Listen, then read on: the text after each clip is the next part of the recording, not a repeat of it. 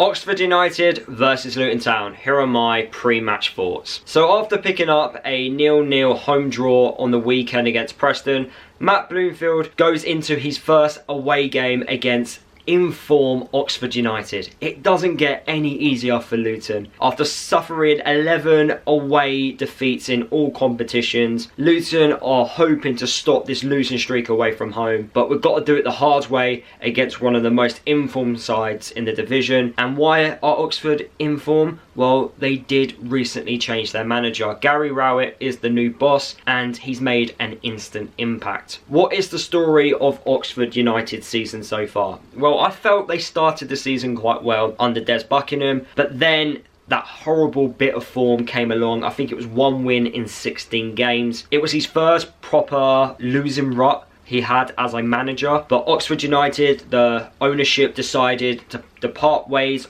At the time, I felt it was harsh because he did so well to get Oxford back to the Championship after so many years. I felt he deserved at least the season because of what he achieved. I thought he had enough credit in the bank. But Oxford, they were brutal in their decision making.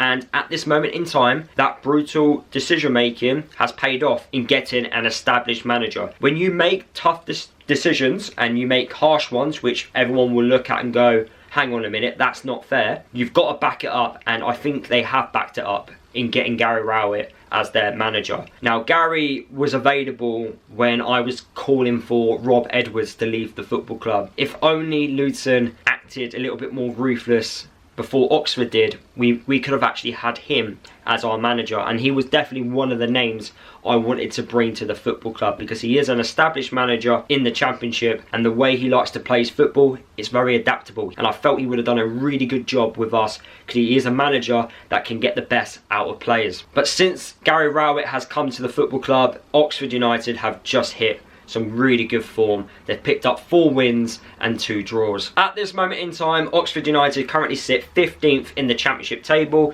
They are 6 points above those relegation places. The last 5 games, you look at the form table, they currently sit 2nd in the Championship. What is Oxford United's style of play? Well, the 2 most common formations they've played so far this season is a 4-2-3-1, which I think they will play, especially as they are the home side, and a 4-1-4-1, which they normally play away from home. So at home, I do think they are going to play a 4-2-3-1. They are a team that will shoot from distance. Every time they get given space from outside the box, they will have a go. If you remember the game where we actually draw 2-2 against them, in our home match against them, they took so many shots from outside the box and Thomas had a very busy evening. They're also a side that can play in their own half and also go long. They're very adaptable in the way they like to pass the ball about. If we look at their strengths, as I already mentioned, they do create lots of long shot opportunities. I can't tell you enough. This is one side which you just don't want to give time and space outside the box, and they're very good in the air. What are their weaknesses? Keeping possession of the ball. They will make individual errors. We know that from last time we played against them. They gifted us 2 of our goals, if I'm being honest with you. Protecting the lead, they're not the best, so we shouldn't panic too much if they do go ahead. They are also a side that like to just allow teams time and space from outside the box to have a shot, so we should shoot. If we get given the time and space, have a go, please. I don't understand with these players sometimes. It happened a couple of occasions against Preston where I think Morris had one opportunity, Kraus had an opportunity. They had the chance to shoot and they just didn't do it. I don't understand why we're so scared of shooting from outside the box. Anything can happen. I think it's going to take one player in our team to get the ball and have a shot. And if it nicks a deflection, hopefully that kickstarts a reaction in all of them to go, you know what? That's just happened from having a shot at goal. We need to keep doing that. And maybe we can score goals from shooting from outside the box. And they are also a side that do get split open quite easily, especially through ball. So if we are going to be playing with wingers, which I expect us to play, we need our wingers high and wide and exploit the space. In this game in particular, I think if we play the way we did against Preston in this match against Oxford, I think we will get more opportunities, just due to the fact that Oxford will actually attack us. But before I tell you how I'm feeling going into the game, let's talk about the last time we played against them. So I have briefly mentioned it. It was a 2-2 draw in the end. Walsh did get sent off towards the latter stages of the match. I feel like Oxford, from my memory, could have easily have won it 3-2. I thought from start to finish they were a very good side, and that's why I was a little bit like, why have they sacked Des Buckingham? Because from what I've seen from that performance, they were really good. But then, of course, after that, not getting results, I think key players getting injured as well, impacted them too much. But they were a really good side, ball-playing side. They dictated the game. They kept possession of the ball. They created so many opportunities. The one thing that did let them down was that they did keep giving us the ball back, and they kept making those individual errors that gave us the goals. So how am I feeling going into this game against Oxford? Well, I am feeling a bit confident, and I know you might be thinking, Lewis, we've lost 11 away games in a row, why are you feeling confident? Because I do feel like if we play the way we did against Preston, against Oxford, we will get more opportunities. And why do I say this? Because Oxford will attack us. They're not going to sit back at home. If this was away from home and we were playing them at our ground, different story. But we're playing Oxford at their ground. They're going to look at this and go, look, we're the informed side. If we win, we increase that gap even further. So it's a great opportunity for them, especially being informed. They also play Stoke on the weekend. So it's a good chance for them to just keep increasing that gap. So why should they just hold on for a draw? Of course, that will dictate how the game will go.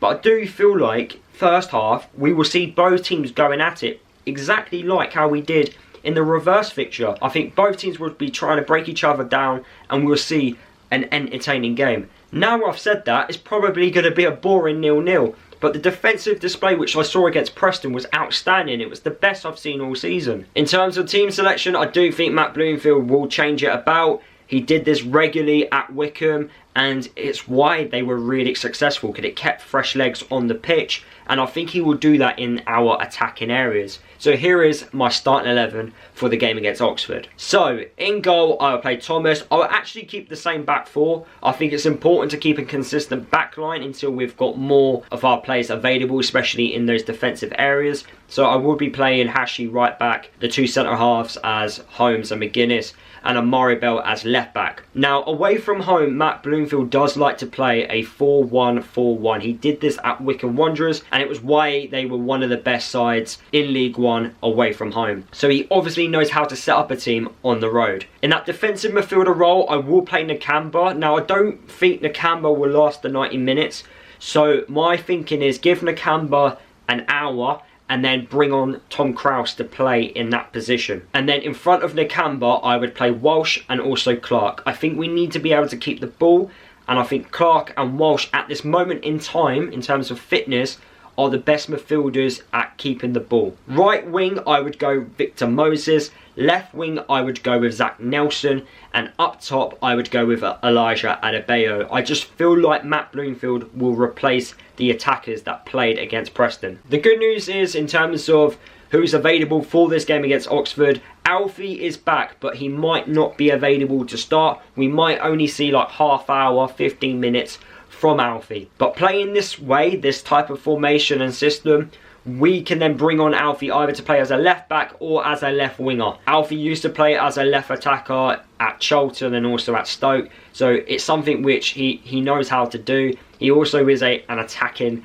left wing back with us anyway. So, but having Alfie back, someone who creates so many opportunities for us, is going to be absolutely massive. So overall, I am feeling confident going into this one. I feel like the losing streak away from home, it has to end at some point.